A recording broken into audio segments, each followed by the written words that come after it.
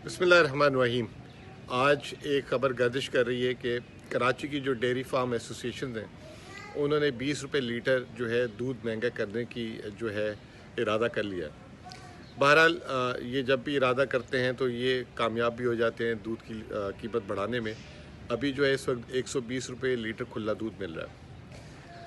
अच्छा, ये आवाम के लिए बराह रास्त बहुत ज़्यादा जैसे कहते हैं दूध और अगर गंदम आटा जो है कीमत बढ़ती है तो आवाम के लिए बहुत ज़्यादा तकलीफ हो जाती है, क्योंकि जब दूध की कीमत बढ़ती है तो क्योंकि घर में बच्चे होते हैं तो दूध उनको दिया जाता है, चाय के लिए इस्तेमाल होता है, मीठे में इस्तेमाल होता है, हर चीज़ में इस्तेमाल होता है, जैसे गंदम में इस्तेमाल होती है।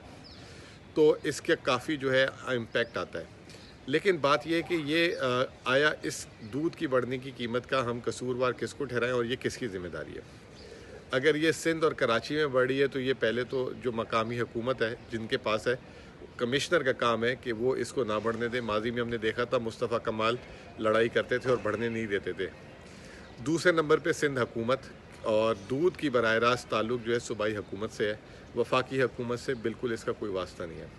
और उसकी वजूहात जो भी हैं वो इनको देखनी होगी और इसको जो है बढ़ने नहीं दिया जाए। अगर ये बढ़ेगा तो ऑटोमेटिकली तमाम चीज़ें बढ़ जाएंगी और इससे आम आदमी को बहुत ज़्यादा नुकसान पहुंचेगा। तो ये जो मेरा पैगाम है सिंध हुकूमत के लिए ख़ास तौर पे है, और आवाम को भी बताना है, आगाही करनी है कि ये जो है पहले मकामी और दूसरे पे सूबाई हुकूमत की ज़िम्मेदारी है। बाकी